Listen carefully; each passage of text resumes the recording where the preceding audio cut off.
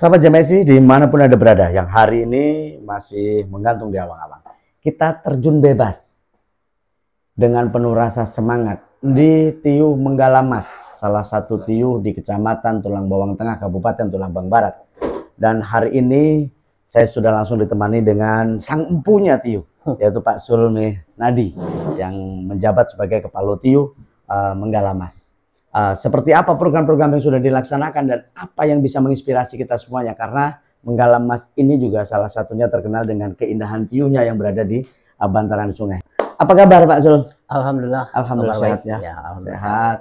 Aktivitas rutin seperti biasa. Siap. Luar biasa. Walaupun sepuh tapi semangatnya masih tetap hot terus. Insya Allah. Pak Sul, oke, kita boleh kenalan dulu nih. Ya. Pak Sulmi Nadi ya. Pak Sulmi Nadi ini Kepala Tiuh sejak kapan? Saya Sulmi Nadi jadi Kepala Tiuh di Menggalamas sejak tahun 2018. Kalau tidak ada perubahan undang-undang, memang bulan November ini kita sudah selesai. Ya. Cuman alhamdulillah berkat doa kita bersama ada penambahan 2 tahun. Penambahan 2 tahun. Ya. Oke. Pak Sul, selama Pak Sul menjabat nih sebagai Kepala Tiuh sampai dengan hari ini, apa nih yang menurut Pak Sul itu yang dirasakan dari informasi dari masyarakat, dari teman-teman aparatur, yang secara signifikan itu membuat Tiuh Menggalamas itu jadi lebih baik lagi daripada sebelumnya? Selama ini yang kita jalani sesuai dengan apa yang kita harapkan, karena alhamdulillah baik itu masyarakat ataupun aparatur tiuh yang ada di Tiuh Menggalamas, ya semua yang selama ini yang kita ketahui memang mendukung sepenuhnya. Karena apa yang kita lakukan juga Pak di Tiuh Menggalamas ini, insya Allah apa yang diharapkan oleh pemerintah yang katanya transparan, akuntabel, efisien, itu memang benar-benar kita jalankan ya, insya Allah. Karena kita juga berpikir jabatan itu adalah sebuah amanah. Betul. Jadi jangan sampai amanah itu kita sia-siakan. Kita juga nggak tahu dengan umur kita. Ya. Betul.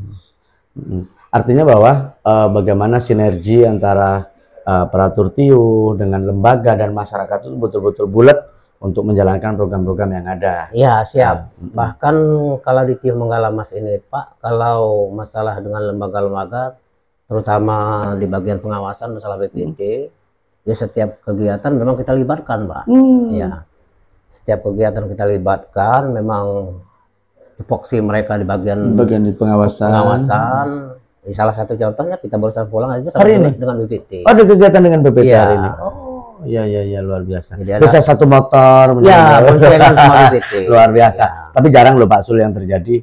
Ada di beberapa tiuh itu malah justru BPT sama kepalanya malah kalau di Menggalamas insya Allah Pak, keren, kita ya. jaga betul, karena memang saya bilangkan tadi itu, apa yang saya sampaikan tadi itu memang karena jabatan itu hanya sekedar amanah. Betul. Jika Allah tidak menghendaki ya sudah selesai.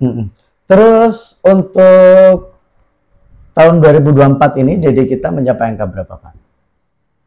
Kurang lebih 770 sekian lah. 770 sekian ya, artinya ada mengalami penurunan ya, kemarin. Ya. Terus itu terkonsentrasi di bidang apa aja? Ada di bidang ketahanan pangan ada, di bantuan langsung tunai ada. Kemudian di infrastruktur ada, di balita, ibu hamil dan lansia juga gitu, sampai ke masyarakat, sampai ke level bawah ya. Bahkan di kita ada rehab rumah. Ada program rehab rumah? Ya, mulai dari awal saja di Kepala Tiuh sampai dengan saat ini kita setiap tahunnya ada 3 rumah yang tidak layak huni. Setiap tahun? Ya, kita rehab.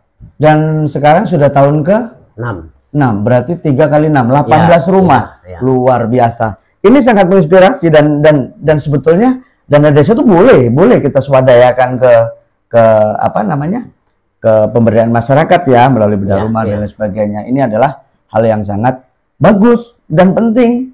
Artinya memang kalau tidak dibangunin mungkin bisa orangnya sakit karena rumahnya tidak layak dan lain sebagainya.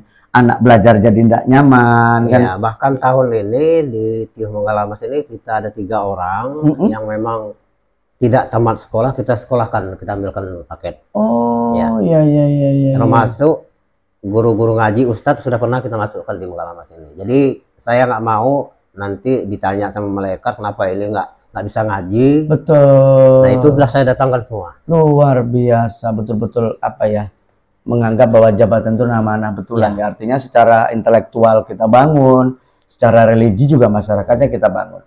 Nah terus kemudian infrastruktur nih yang 2024 ini yang sudah selesai tergarap. Alhamdulillah kalau infrastruktur tahun 2024 ini ada jalan, penerak jalan sepanjang 400 meter. Itu terletak di suku 6 RT 11 Kalimacan. Alhamdulillah sudah selesai. Sudah selesai. Ya. Kemudian ada gorong-gorong juga di suku 6 RT 10 sudah selesai, itu masuk tahap pertama. Nah kemudian tadi yang kita periksa tadi itu jembatan. Oh tadi lagi periksa jembatan. Ya, serah terima TPK dengan Palu Tiuh dan BPT. Karena udah jadi. Ya. Nah jadi kalau untuk infrastruktur untuk tahun 2024 selesai. Sudah selesai ya, artinya bisa langsung dimanfaatkan oleh masyarakat kan gitu. Terus Pak Sul, kan gini, Pak Sul asli putra Manggalamas ya. Artinya ketika memang kita putra asli lahir di sini, kemudian berbakti di sini, tentu rasanya akan beda. Selama jadi kepala Pak Sul, kesan apa yang paling apa ya bisa membuatnya dengan lebih semangat lagi berkarya? Sebenarnya begini ya, kalau masalah kesan jadi kepala itu sukanya ada, dukanya juga ada.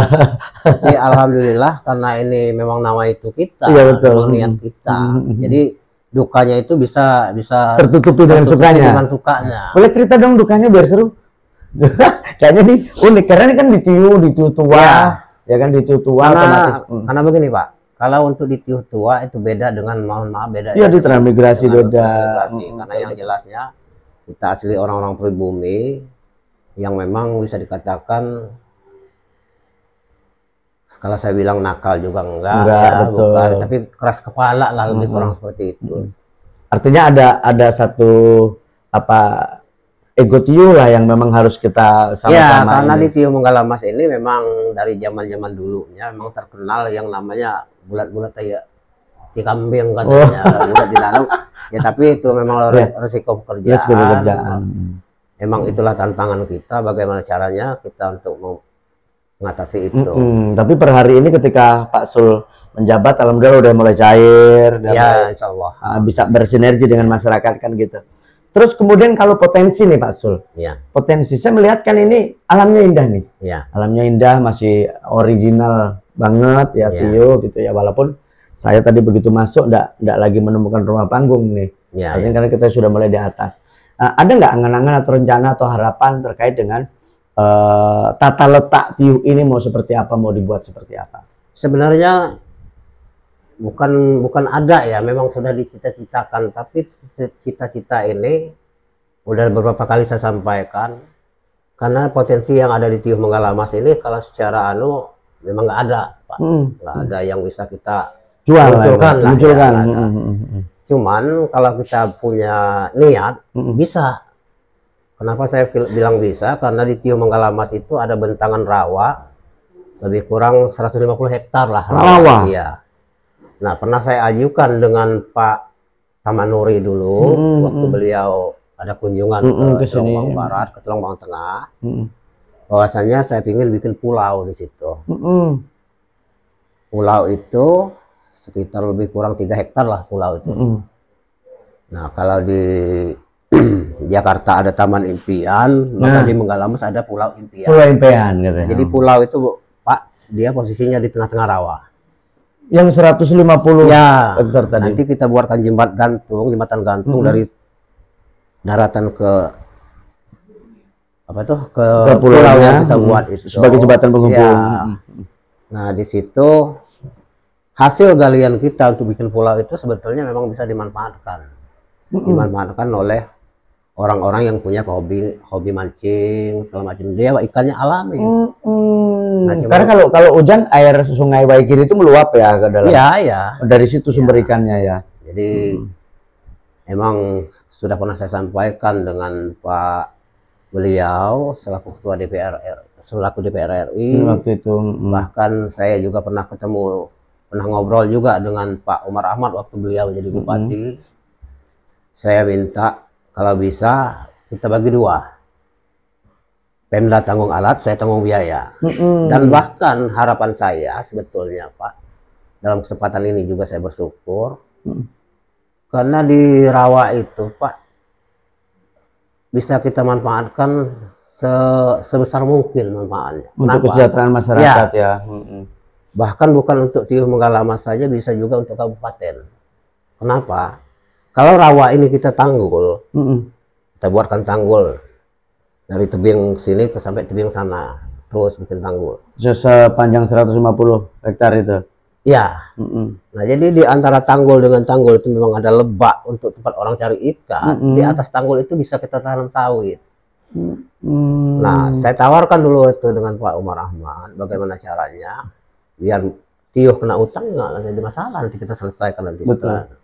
Ya, tapi itu tadi kalau kita masih terkendala ya. Ya, itulah banyak hal.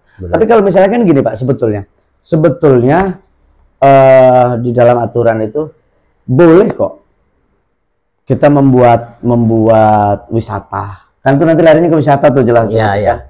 Bagaimana orang bisa datang, UMKM di tempat kita bisa jalan, masyarakat bisa berusaha dengan hal itu. Itu boleh, tapi dia memang harus melalui BUMT. Nah, itu melalui BUMT pengelolaannya memang, tapi dengan anggaran yang saat ini Menggalamas terima kan tentu tidak cukup. Kali ini harus pelan-pelan, harus kita awali terlebih dahulu kan gitu.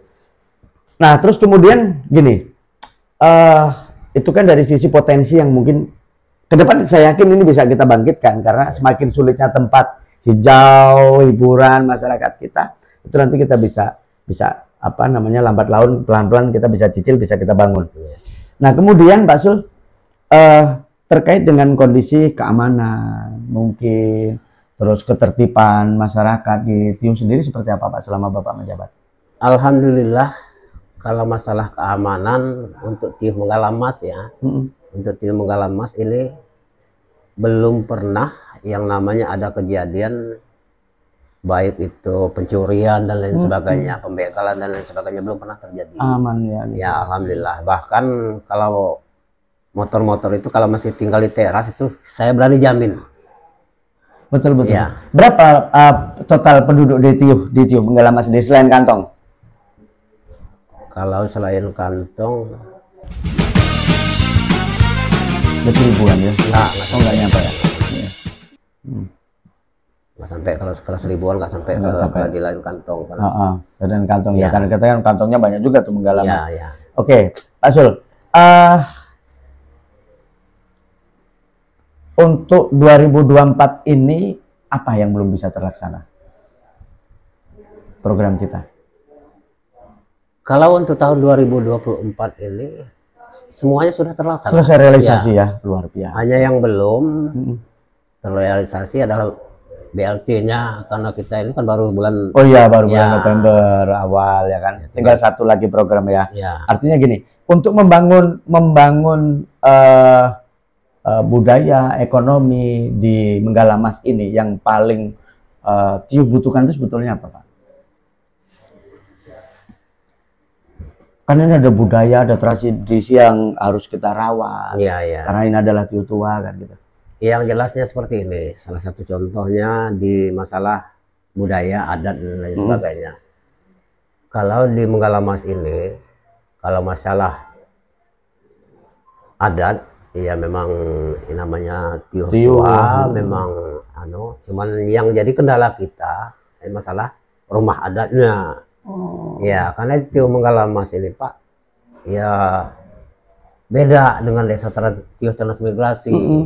Karena di Menggalamas ini nggak ada yang namanya tanah air. Nggak ada. Ya, jadi kalau nggak ada yang menghibahkan tanah, bagaimana kita bisa membuat suatu bangunan? Jadi kendala kita di situ. Sebenarnya kalau masalah rumah adat dan lain sebagainya itu memang harus itu, karena kita ini merupakan Tiyuh yang salah satu Tiyuh tua ya. Terus gini, kembali ke pulau tadi, itu kepemilikan tanahnya milik siapa? Ya milik Tiyuh Pak, karena dia Murni milik Tiyuh. Iya. Oh, luar biasa, aset ya Pak. Iya. Nanti kita coba lain waktu kita tindak lanjuti, kita obrol, kita coba mana dulu untuk merangsang investor itu masuk, apa dulu yang bisa kita lakukan, kan gitu ya. Oke, Pak, yang terakhir Pak Sul, selama Pak Sul menjabat, kira-kira untuk per hari ini dan menghadapi tahun yang akan datang, apa harapan Pak Sul kepada masyarakat? Ya, harapan saya kepada masyarakat yang jelas, karena kita memang sudah membuat suatu prinsip, karena di Tiyuh Menggalamas ini sudah kita SK-kan, yaitu logo Tiyuh Menggalamas dengan prinsip Ugi Jamu. Artinya hidup bersama. Ya, hidup dalam kebersamaan. Nah, jadi kalau harapan kita kepada masyarakat, ya tentunya baik masyarakat, baik itu aparatur Tiyuh, lembaga Tiyuh, ya kita tetap solid lah seperti sedia kala, bahkan untuk kedepannya kita lebih baik lagi. Oke, jadi ada harapan yang besar supaya kita akan bisa lebih maju gitu ya Pak Sul ya. Oke, ada pesan yang ingin disampaikan Pak Sul sebelum kita akhiri? Cukup ya. Cukup. Selesai? Artinya bahwa bagaimana kita tinggal menggali, cari modalnya, mendatangkan investor, kita bangun Menggalamas ini menjadi seperti impian Jaya Ancol yang ada di Menggalamas. Itu Pak Sul ya. Terima kasih Pak Sul. Harapannya ini bukan pertemuan yang terakhir. Kita nanti ketemu lagi, kita ngobrol lagi. Sembari kita kenalkan ke halayak yang lebih luas lagi kekayaan yang dimiliki oleh Menggalamas dari sisi tradisi, budaya maupun kekayaan alamnya. Terima kasih Pak Sul. Semoga manfaat dan tetap sehat terus untuk masyarakat. Segitu.